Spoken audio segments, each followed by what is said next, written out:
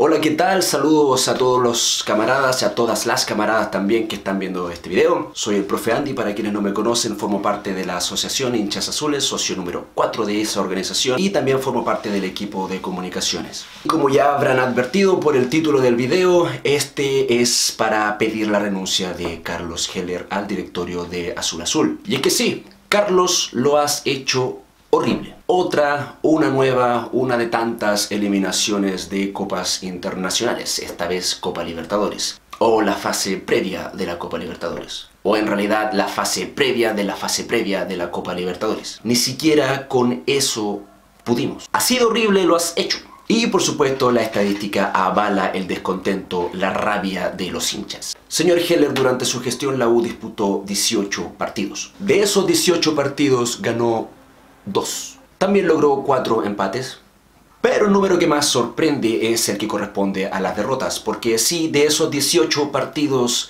la U en la era Heller perdió 12. ¿Cómo nos fue en cuanto a anotaciones? La verdad es que, como la wea. Hicimos 10 goles y recibimos 34. Personalmente ya eso es suficiente como para marcar de manera irrevocable e irremediable tu salida de la U. Pero como estaba más o menos claro que el sentido común no es lo tuyo, además te voy a agregar otras cifras. Aunque tengo que ser justo, los siguientes números no solamente te atañen a ti, no son solamente tu culpa, sino que de todo Azul Azul. También son obra y gracia de tipos como Jurasek y Valdés. Me refiero, claro que sí, a la cantidad absurda de clásicos que hemos perdido con nuestros archirrivales, tanto Católica como el otro equipo ese. Pero la verdad, la cifra que más descorazona es la que tiene que ver con los resultados en el estadio del archirrival. Insisto, Carlitos, esto no es solamente culpa tuya, pero la verdad es que poco has hecho para ayudar a revertir la situación. Desde 2007, cuando asume Azul Azul, hasta la fecha, la U ha jugado 16 clásicos en casa del archirrival. De esos 16, ha perdido 14 y ha empatado solamente 2.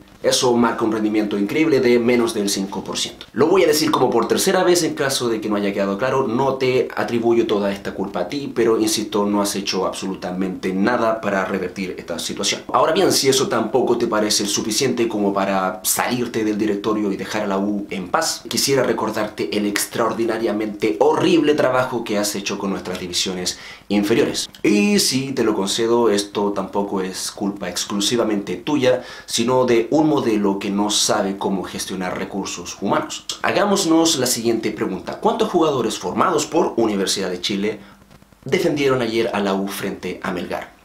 Tan solo uno, Johnny Herrera. Y hagamos ahora la siguiente pregunta, que a mí me parece del todo razonable.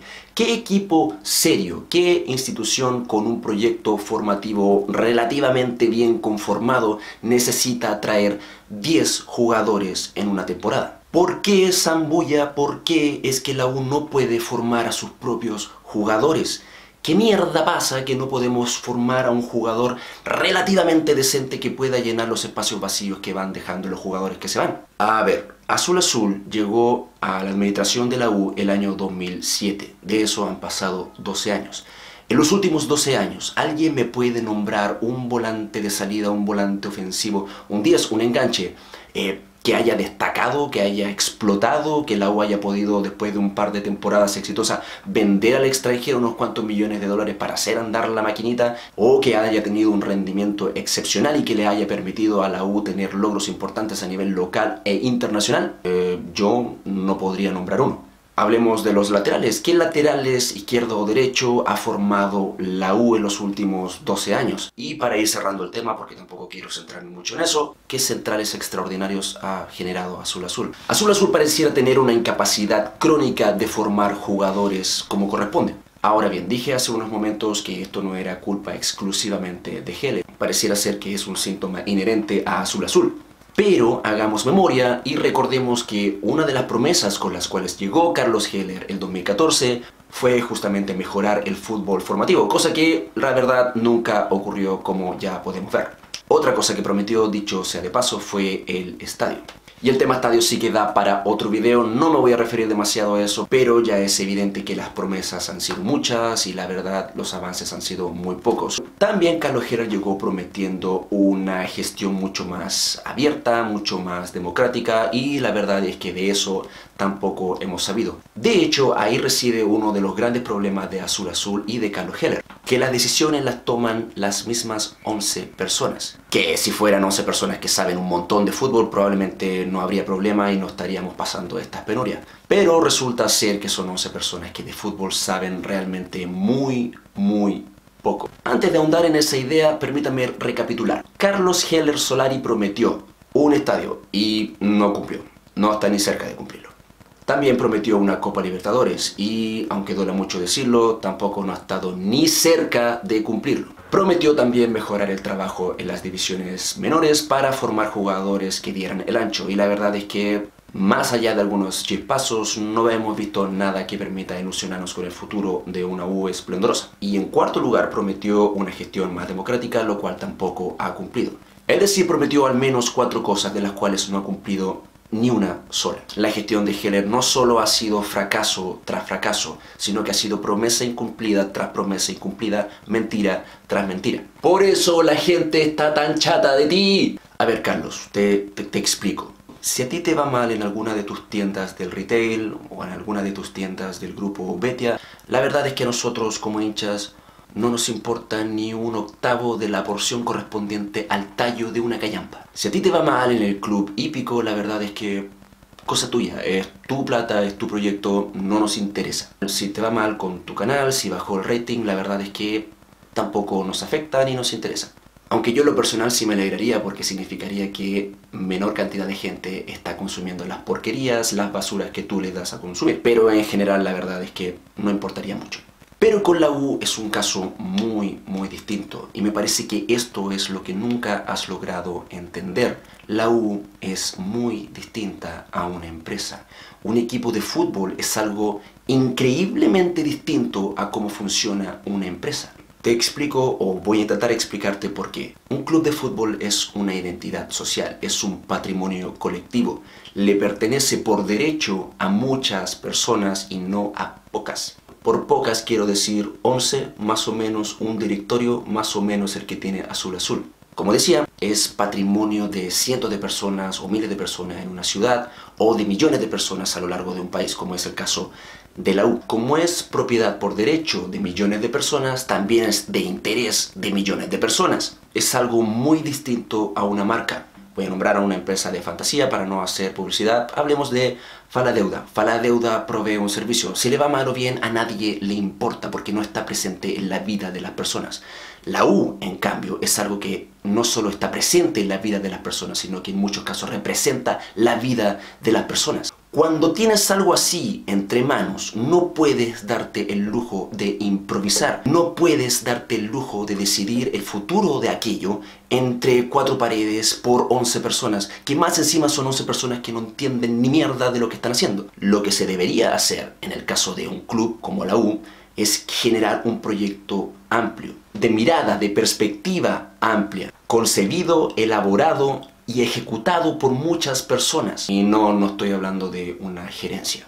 Estoy hablando de algo mucho más amplio. Estoy hablando de participación, estoy hablando de soberanía, estoy hablando de democracia directa. Cuando los proyectos se conforman así, tienden a resultar.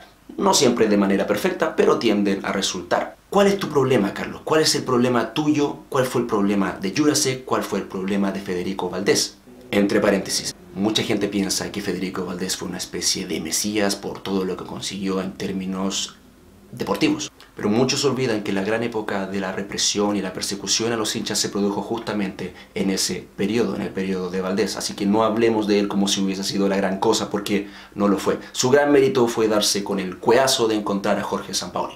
Cierre paréntesis. Decía que el gran problema que has tenido tú y todos tus predecesores es que de hecho no tienen un proyecto. Tienen con suerte un modelo de gestión. Es decir, cuánto gastar en esto y cuánto esperar de utilidades. No tienen lo que se llama un proyecto institucional o un proyecto deportivo serio. Ahora la pregunta que debería proceder es ¿por qué no existe ese proyecto? Simplemente porque tienen una lógica empresarial. Insisto, un plan de acción y un modelo de gestión. Eso es todo lo que pueden llegar a tener. Nunca van a tener un proyecto institucional que represente a la hinchada de la U porque jamás han trabajado con la hinchada de la U.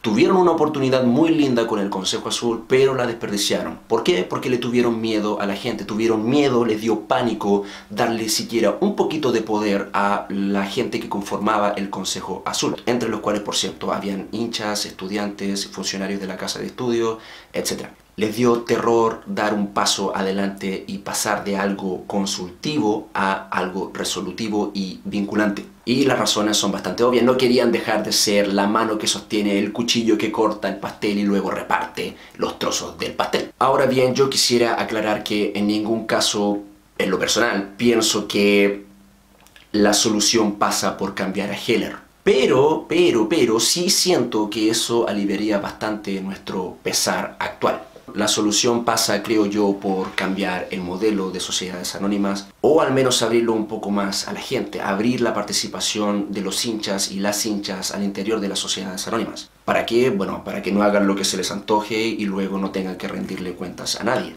La pregunta es si esto tiene solución. ¿Algún día Azul Azul dejará de ser una vil empresa en donde solamente tenga validez el poder del dinero, tome un rumbo y se abra a la comunidad, se abra hacia la participación de los hinchas? ¿Puede llegar a pasar algo así? La verdad, sí. Para eso estamos trabajando como Asociación Hinchas Azules. Estamos trabajando fuertemente en lograr cambiar la ley de sociedades anónimas para que la participación de las y los hinchas no dependa exclusivamente de la voluntad de las sociedades anónimas, sino que esté asegurado y consagrado por ley. Por otra parte, también estamos trabajando fuertemente en la reactivación y la reestructuración de la Corfuch, que será algo que cuando ocurra, si es que ocurre, y nosotros pensamos que hay una buena posibilidad de que finalmente ocurra, nos permitirá aglutinar a las y los hinchas y posicionarnos como un actor contrahegemónico, un actor que le dispute el poder a los soretes de Azul Azul. En resumen, Carlos, por favor, ándate de la U. Lo digo a título personal, aunque sé que represento al 100% de las personas que conforman la Asociación Hinchas Azules y también sé que represento a probablemente no solo cientos de miles, sino que millones de hinchas a lo largo de todo el país. Y en serio, te lo pido, te lo ruego, te lo imploro. Si de verdad te importa la U, si de verdad eres tan hincha como dices ser, si de verdad amas a la U, te importa lo que pueda llegar a pasar con ella en el presente y en el futuro, da un paso al costado. Tienes montones de otras empresas, montones de otros proyectos con los cuales puedes seguir enriqueciéndote. No necesitas poseer a la U, solo le has hecho un profundo daño a Universidad de Chile. Antes de que ese daño sea irreversible, por favor, da un paso al costado. Lo has dicho incontables veces, nadie está por encima de la U, excepto tú. Y bueno, no quiero alargarme mucho más, es más o menos todo lo que quería decir. Pero no quiero terminar este video sin decir dos cosas. Número uno, camaradas, ya es tiempo de darnos cuenta de que no basta con alentar, no basta con ir a la cancha y cantar 90 minutos. Hay gente que le está haciendo un daño tremendo a la U. Y los únicos que se interponen entre esas personas y la U somos nosotros. Somos nosotras las y los hinchas. Tenemos que hacer alguna cosa. Utilicemos el hashtag #RenunciaHeller en todas las redes sociales posibles, en todas las instancias posibles. Llenemos el estadio de lienzos contra Azul Azul y contra Carlos Heller. Ya existen canciones con consignas contra la sociedad anónima, contra los buitres y contra Carlos Heller. Es hora de cantarlas. A ver si así se pegan el alcachofazo y finalmente dan un paso al costado y se largan, dejando el camino libre para que la U prospere. Y lo segundo que quería decir, y lo último, es el problema de la U hoy día no pasa principalmente por sus jugadores ni por su técnico.